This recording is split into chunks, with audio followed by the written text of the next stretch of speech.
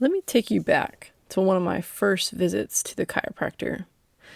Now, I'm a pretty relaxed person, but there's nothing quite like lying down on a table while someone holds your neck in their hands and prepares to twist it. It's an oddly vulnerable moment. You trust the person, but your brain says, hey, maybe don't let anybody snap your neck today. But once I got used to it, I loved it. Like, really loved it.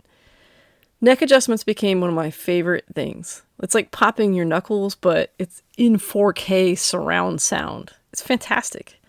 Yet there was a lesson hidden in those adjustments that I didn't see coming.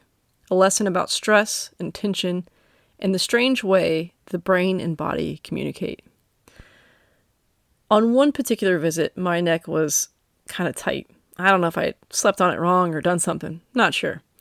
But I knew it was tight, and my chiropractor knew something was up. His hands were literally on the muscles that were refusing to let go.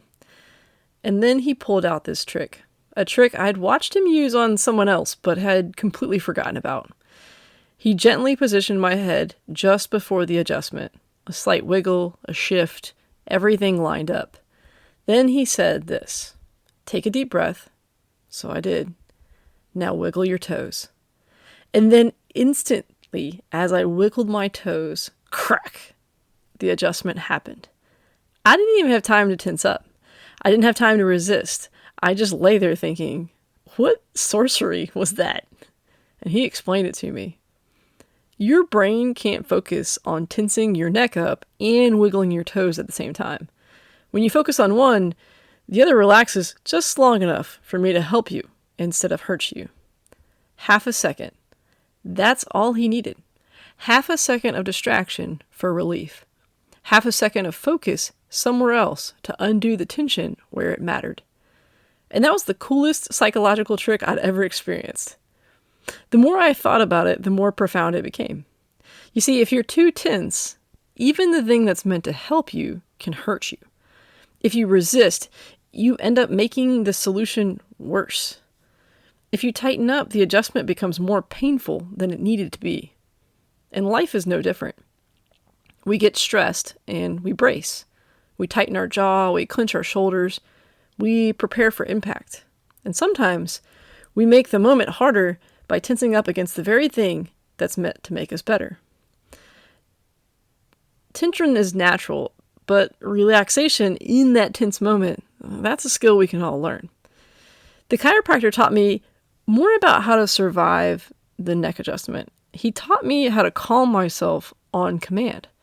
I started using the same trick in stressful areas of my life. Tough meeting, difficult conversation, deadlines, family tension, moments where life felt like a chiropractor standing over my neck saying, "This is gonna hurt." I found my own toe wiggles. Sometimes it's unlatching and relatching my watch. Sometimes it's wiggling my toes inside my shoes, because nobody can tell. Sometimes it's spinning my ring, or tapping my fingers, or focusing on 3 different objects in the room for a second or two. Tiny physical actions that send a message to my body. Relax. Just for a second. You're safe.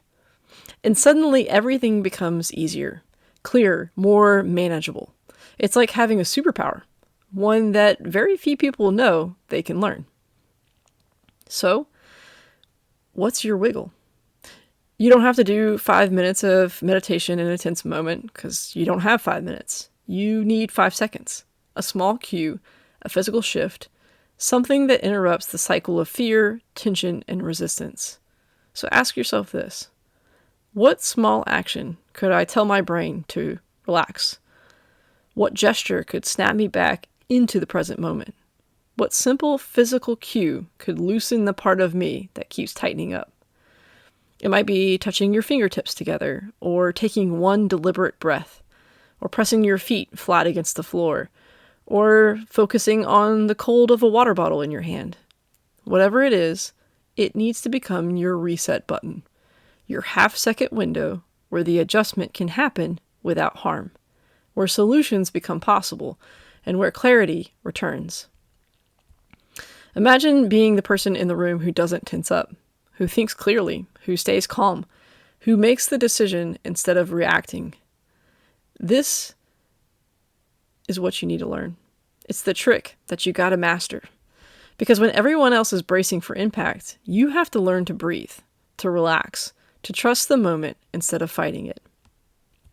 So the next time life has got its hands around your neck, figuratively, hopefully not literally, and you feel everything tightening up, remember this. Relaxation is not a weakness. It's a strategy. It's strength. It's how you stay whole during the adjustment. Find your toe wiggle, use it, and watch how the world changes when you stay relaxed.